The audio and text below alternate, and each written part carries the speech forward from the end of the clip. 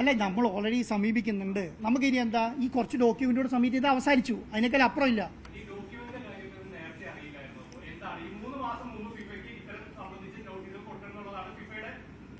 അതെവിടെ, അതാരാ പറഞ്ഞേ? ആ റൂളെന്ന് പറഞ്ഞു, ആ റൂളെന്ന് കാണിച്ചത്.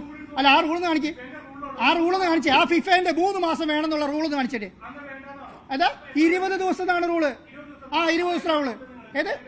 ഞാൻ കൊടുത്തിരുന്നത് 3 മാസമായി, 4 മാസമായി. ആ ഇപ്പം അല്ലെ, നിങ്ങൾ വെറുതെ എന്താണ് ഈ മറ്റേ കൊസ്രാക്കുള്ളി ചോദ്യം ചോദിക്കാൻ നിൽക്കണ്ട. അല്ല, നിങ്ങൾ പറയേണ്ടത് എന്താ അറിയോ? നിങ്ങൾ ചോദിക്കേണ്ട ചോദ്യം എന്താണ്? ഫിഫ റാങ്കിങ്ങിലുള്ള കാര്യങ്ങൾ നടക്കുന്നുണ്ടോ എന്നുള്ളത് ചോദിച്ചാൽ മതി. ഫിഫ റാങ്കിങ്ങിലുള്ള ഡോക്യുമെന്റ് കൊടുത്തിട്ടുണ്ടോ ചോദിച്ചാൽ മതി. ആ ഡോക്യുമെന്റ് മുഴുവൻ സബ്മിറ്റ് ചെയ്തിട്ടുണ്ട്. ഒരു ഡോക്യുമെന്റ് സബ്മിറ്റ് ചെയ്യല്ല.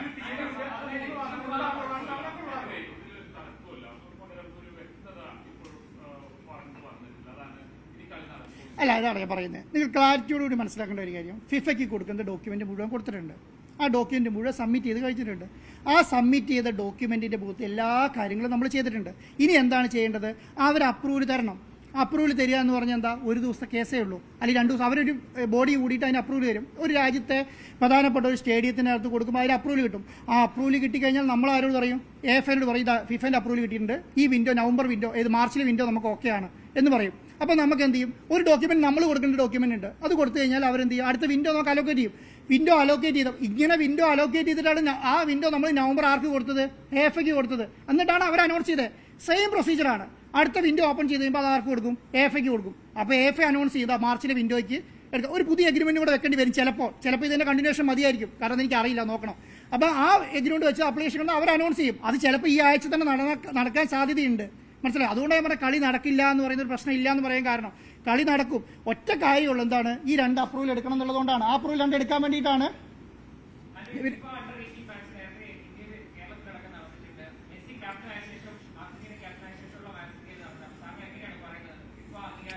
അതൊക്കെ നിങ്ങൾക്ക്, അതാണ് ഞാൻ പറയുന്നത്. അണ്ടർ 17 മാച്ചിനെ ഒരിക്കലും എന്തായി കാണുന്നില്ല, ഒരു ഫിഫ ഇന്റർനാഷണൽ മാച്ച് വിൻഡോ ആയിട്ട് കാണുന്നേ ഇല്ല. അതിനവരെന്താണ്, അത് അപ്കമിങ് കൺട്രികളെ ഡെവലപ്പ് ചെയ്യാൻ വേണ്ടിയിട്ടുള്ള കളികളാണ്. അത് അവിടേക്ക് ഫിഫ സ്റ്റാൻഡേർഡുള്ള സ്റ്റേഡിയത്തിൽ എല്ലായിടത്തും കളിക്കാൻ പറ്റും. ഫിഫ അപ്രൂവലിന്റെ ആവശ്യമില്ല. അതുകൊണ്ടാണ് അണ്ടർ 17 ഇവിടെ കളിച്ചത്. കാരണം ഇവിടുത്തെ സർക്കാർ ഇതൊന്നും അറിയില്ല എന്നിട്ടല്ലോ, അവിടുത്തെ കാര്യങ്ങൾ അവരെടുക്കുന്നുണ്ട്, അവർ ആ കാര്യങ്ങളുമായിട്ട് മുന്നോട്ട് പോകുന്നുണ്ട്, അത് ചെയ്യുന്നുണ്ട്. അപ്പോൾ അത് ചെയ്ത് കഴിയുമ്പോൾ അവരത് അപ്രൂവൽ എടുത്തോളും. ഇപ്പം എന്താ സംഭവിച്ചിട്ടുള്ളത്? ഒന്നും ഇവിടെ സംഭവിച്ചിട്ടില്ലല്ലോ. എന്താണ് മാർച്ചിൽ ഇത് നവംബറിലുള്ള കളി 2 മാസം കൂടെ, അത്രയും നല്ലതാണെന്ന് ഞാൻ പറയുന്നത്. അത്രയും നല്ലതാണ്. ഈ മാർച്ചിലേക്ക് ഈ കളി പോവുകയാണെങ്കിൽ അത്രയും നല്ലതാണ്. ആ അത്രയും നല്ലതാണെന്ന് തന്നെയാണ്.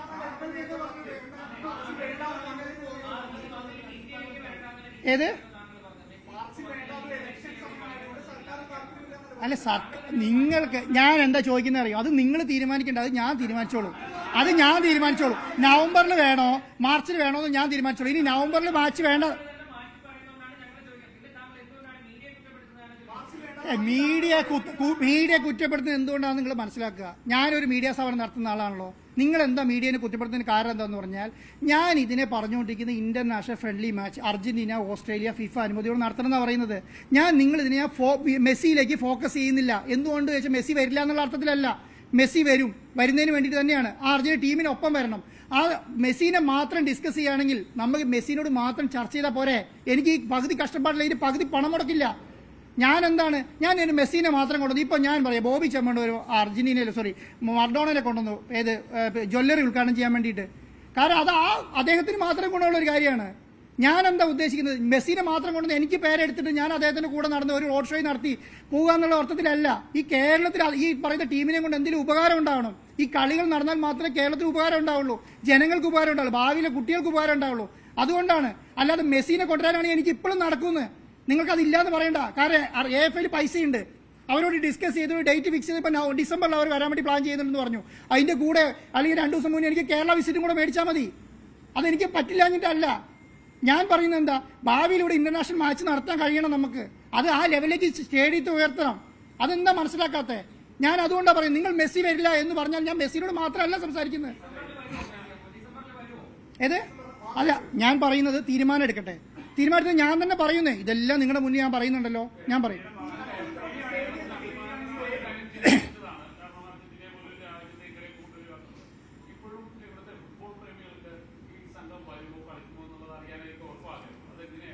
അല്ല, ഞാൻ പറയുന്നത് അർജന്റീന ഫുട്ബോൾ അസോസിയേഷൻ എന്തായാലും കേരളത്തിൽ കളിക്കും.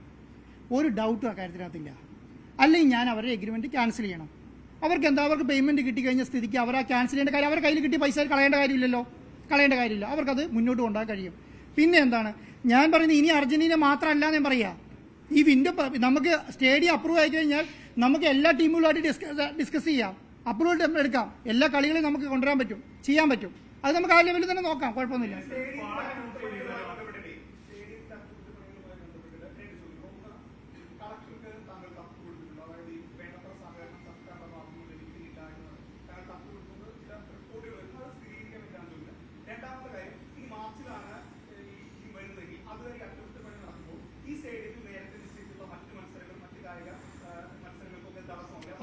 അതൊക്കെ സർക്കാരാണ് തീരുമാനിക്കേണ്ടത്.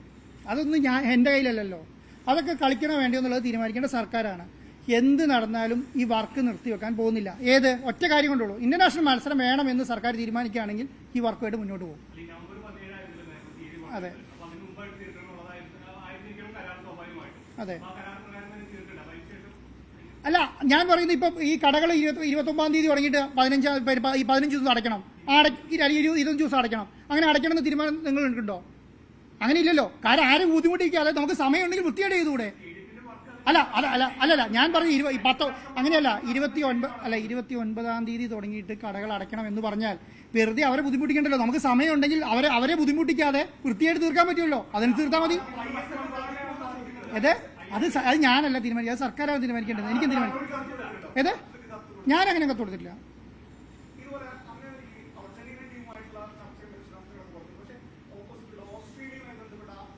ഓസ്ട്രേലിയ അല്ല ഞാൻ പറയുന്നത്, അർജന്റീന ടീം ഫസ്റ്റ് പൊസിഷനിലെ ടീമാണ്. അവരെ സംബന്ധിച്ചിടത്തോളം എന്താണ്, അവർക്കൊരു മാച്ച് മിസ്സാകുക എന്ന് പറഞ്ഞാൽ വലിയ ലോസ് ഉണ്ടാവും. മനസ്സിലായോ? ഇപ്പം തന്നെ അവർക്ക് 20 ദിവസം ഞാൻ അവർ നമ്മളോട് സഹകരിക്കുന്നുകൊണ്ടാണ് അവർക്ക് മാച്ച് മിസ്സാവാതെ പോകാൻ കഴിയുന്നത്. മനസ്സിലായോ? ഞാനിപ്പോൾ സ്റ്റക്ക് ഓൺ പിടിക്കുകയാണ്, എനിക്കിതാ നിങ്ങളിവിടെ വന്നോണം എന്ന് പറഞ്ഞാൽ കൊണ്ടുവരാൻ കഴിയും, പക്ഷെ മാച്ച് കളിക്കാൻ കഴിയില്ല.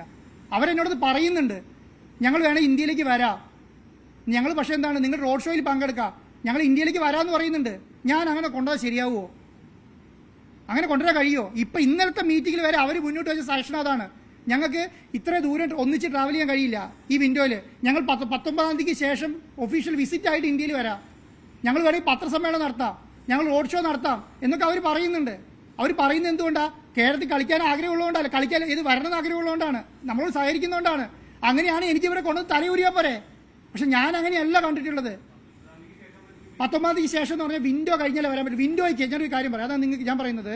ഒരു വിൻഡോയ്ക്ക് പുറത്തുള്ള സമയങ്ങളിലെല്ലാം കളിക്കാർ ആരുടെ ഭാഗമായിരിക്കും? ക്ലബിൻ്റെ ഭാഗമായിരിക്കും. വിൻഡോയിൽ മാത്രമേ കളിക്കാർ നാഷണൽ ടീമിൻ്റെ ഭാഗമാകുള്ളൂ. അപ്പോൾ നാഷണൽ ടീമിൻ്റെ ഭാഗമാകുന്ന സമയത്ത് എന്ത് ട്രാവൽ നടത്തിയാലും എങ്ങനെ ട്രാവൽ നടത്തിയാലും അത് നിശ്ചയിക്കുന്നത് ഫിഫയാണ്, ഫിഫേൻ്റെ അപ്രൂവൽ വേണം. അപ്പോൾ 19-ാം തീയതി 18-ാം തീയതി വിൻഡോ തീരും. 19-ാം തീയതിക്ക് ശേഷം നിങ്ങൾ പറയുന്ന ഒരു 10 കളിക്കാരും പ്രസിഡന്റും കോച്ചും വേണമെങ്കിൽ കേരളത്തിലേക്ക് വരാം എന്ന് പറയുന്നുണ്ട്. അതിൻ്റെ ഭാഗമായിട്ട് വേണമെങ്കിൽ നമുക്ക് കൊണ്ടുവന്നുകൊണ്ട് എന്താ ബെനിഫിറ്റ്? ഞാനിവിടെ വന്ന് റോഡ് ഷോ നടത്തി സർക്കാരിന് കുറച്ച് ഗുണമുണ്ട്, അത്ര തന്നെ ഉണ്ടാവുള്ളൂ. എല്ലാവരും മുന്നിൽ നമ്മൾ വലിയ ആളാവും. പക്ഷെ അങ്ങനെ ആളാവാൻ വേണ്ടിയിട്ടല്ല ഈ പണിക്ക് ഇറങ്ങിയിരിക്കുന്നതേ. ഇതും കൊണ്ട് എല്ലാ ജനങ്ങൾക്ക് ഉപകാരം ഉണ്ടാവണ്ടേ? അതുകൊണ്ടാണ് ഈ സ്റ്റേഡിയം ഇങ്ങനെ ഇട്ടിട്ട് ഞാൻ കേരളത്തിൽ അവരെ കൊണ്ട് തിരിച്ചു കൊണ്ടുപോയിട്ട് വല്ല കാര്യമുണ്ടോ? ഈ പൈസ മുടക്കി തിരിച്ചു കിട്ടുമോ? ഞാൻ തിരിച്ചിട്ടില്ലേ പോട്ടെ നോക്കാം, പക്ഷേ ജനങ്ങൾക്ക് എന്തെങ്കിലും ഗുണമുണ്ടാകുമോ? അങ്ങനെയാണെങ്കിൽ അതുകൊണ്ട് ഞാൻ നേരത്തെ പറഞ്ഞു, മെസ്സിനെ കൊണ്ടുവരാൻ മാത്രമാണ് ഉദ്ദേശിക്കുന്നതെങ്കിൽ മെസ്സിനെ മാത്രം കൊണ്ടുവന്നാൽ മതി എന്നെ സംബന്ധിച്ചിടത്തോളം. അതിനേക്കാൾ അപ്പുറം ഒന്നും ചെയ്യേണ്ട കാര്യമില്ല. വൃത്തിയോടും നീറ്റായിട്ടും ഈ കാര്യം ഒരു പണിക്ക് ഇറങ്ങി തിരിച്ചിട്ട് വൃത്തിയായിട്ട് തീർക്കാൻ കഴിയാതിരുന്നാൽ അതിന് ബുദ്ധിമുട്ട് എന്താ? അത് വൃത്തിയായി തീർക്കാൻ കഴിയുമെന്ന് നോക്കുക. ഞാൻ പറയുന്നത്, ഞാൻ എടുത്ത റിസ്ക്കും ഞാൻ എടുത്ത എഫേർട്ടും ഇന്ത്യയിൽ ഒരാളും എടുത്തിട്ടില്ല, ഏതെങ്കിലും ഒരു സർക്കാർ പോലും എടുത്തിട്ടില്ല. സർക്കാർ എടുത്താൽ ഇന്ത്യയിലെ ഈ പറയുന്ന ഫുട്ബോൾ സ്റ്റേഡിയങ്ങളൊക്കെ ഇതുപോലെ ഉയർന്ന ഇന്റർനാഷണൽ മത്സരങ്ങൾ നടന്നേനെ. കാരണം എനിക്ക് തോന്നുന്നു 2011 ബംഗാളിലെങ്ങാണ്ട് ഒരു മാച്ചാണ് നടന്നിട്ടുള്ളത്. അന്ന് 22 റൂളില്ല. 2022 റൂളാണ്, സ്റ്റേഡിയം റൂൾ കൊണ്ടുവന്നത് 22-ലാണ്. അന്ന് ഈ റൂളില്ല. സ്റ്റാൻഡേർഡുള്ള സ്റ്റേഡിയത്തിൽ വന്ന് കളിക്കാൻ കഴിയായിരുന്നു. അതിനുശേഷം ഈ 16 വർഷമായിട്ട് ഒരാൾ ഒരു കളി നടന്നില്ല ഒരു സ്ഥലത്തും. അതാണ് മനസ്സിലാക്കേണ്ടത്. ആ രീതിയിൽ അതിന് ട്രീറ്റ് ചെയ്യപ്പെടേണ്ടത്. അതിന് പകരം മെസ്സിനെ കൊണ്ടുവന്നില്ല എന്ന് പറഞ്ഞാൽ എനിക്ക് ഇപ്പോഴും കഴിയും മെസ്സിനെ കൊണ്ടുവരാൻ വേണ്ടി. അതൊരു വാശിയായിട്ട് എടുത്താൽ എനിക്ക് ഇപ്പോഴും കഴിയും മെസ്സിനെ മാത്രം കൊണ്ടുവരാൻ വേണ്ടിയിട്ട്. ഞാൻ അങ്ങനെ ഉദ്ദേശിച്ചിട്ടില്ല, അങ്ങനെ ഇവിടെ ഉദ്ദേശിക്കുന്നുമില്ല.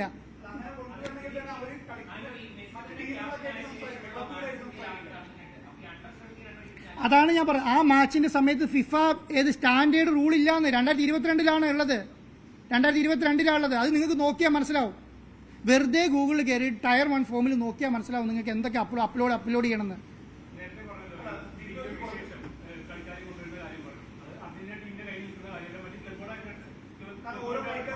അതെ, അതാ ഞാൻ പറഞ്ഞത്. അത് അവർക്ക് AFക്ക് സംസാരിക്കാൻ പറ്റും. AFന്റെ ടീമിലെ അംഗങ്ങളാണല്ലോ.